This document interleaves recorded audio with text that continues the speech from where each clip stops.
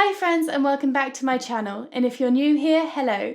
My name's George Agenbar and I'm a UK music producer. Welcome back to the brand new short series taking you through the very basics of recording and production. The very basics. Even if you've never dived into the wonderful world of audio production before, by the end of this series you should feel confident in recording and producing your first ever song. So make sure you hit the subscribe button and notification bell to follow the series along. And things will never be the same when I hear your name since you kissed me in the rain. In the last video we had a look at creating a bass line. We had a look at how to record the bass line and how to write the melodic and rhythmic content. Today we're going to be having a look at how to build the body of our song, and this is by adding extra instruments. It's a really important part of the creative process. So today we're going to be having a look at some synths, adding some melodic instruments, adding some ear candy, and having a quick look at the Apple loops in Logic Pro X. Synths and pads are what we mainly use to thicken out the texture and sounds of our song. They really do make a difference. I like to think that there are two main categories of synths and pads. Firstly, there are the sustained synths, and these really help support the sound of instruments and build the body and thicken the texture. Then you have the more punchy, wavy synths. These have a lot of energy and volume at the beginning of the sound and then decay towards the end of the sound. And these are really good for adding energy and emphasis and excitement to our mixes. So we still have our drum beat and new bass line from the last video. I'm going to first add in a sustained synth sound. Here's the before and after.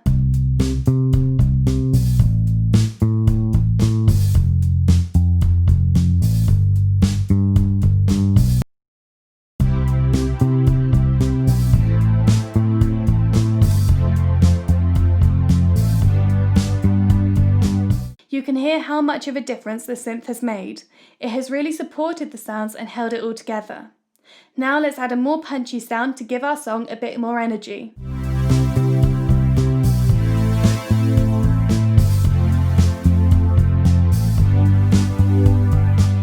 It's given the song so much more interest and really helps drive it forwards. So that's the two main types of synth sounds that you can add to your mix.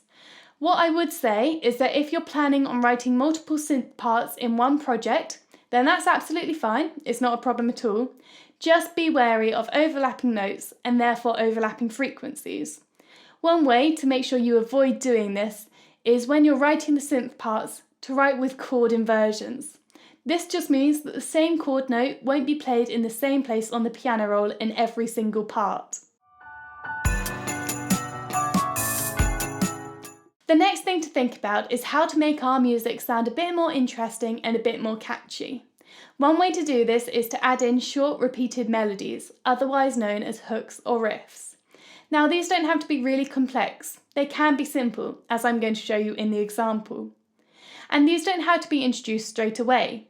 You can introduce them in a repeat of the chorus to make that second chorus sound a bit more fresh and a bit newer, or just whenever you feel that new material needs to be introduced into your song. Here I've added a small piano melody, which is made up of broken chords following the chord progression. If I play it on its own,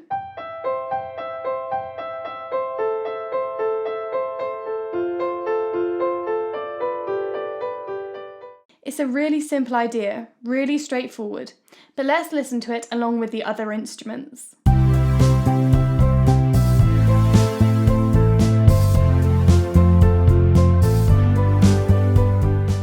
You can hear how much that has added to the sound. It's a lot more catchy and a lot more exciting. Adding ear candy isn't really something that I thought about when I first started producing, but I really wish I had. It can turn a song from sounding mediocre into sounding almost like a complete and finished product. It can be something really simple and easy, such as adding in a chime sound or little bits of percussion to your mix. It makes your music sound a lot more fun and interesting, and it just shows how much you've thought about the sounds you're using to illustrate your music. Here I've added a few pieces of ear candy to the mix. I've added in some chimes and some percussion.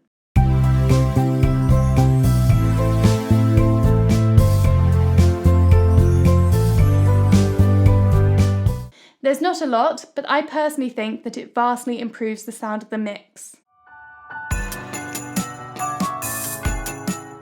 Apple Loops is a really cool collection of sounds and samples that we can use and insert into our projects.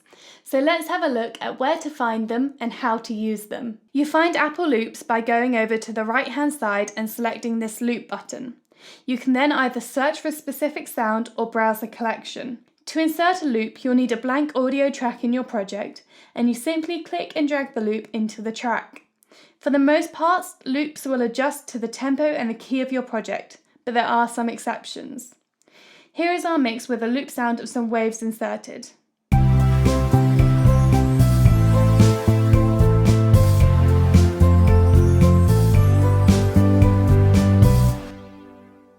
Again, it's not hugely loud or prominent in the mix, but it adds some interest and excitement that wasn't there before and improves the sound.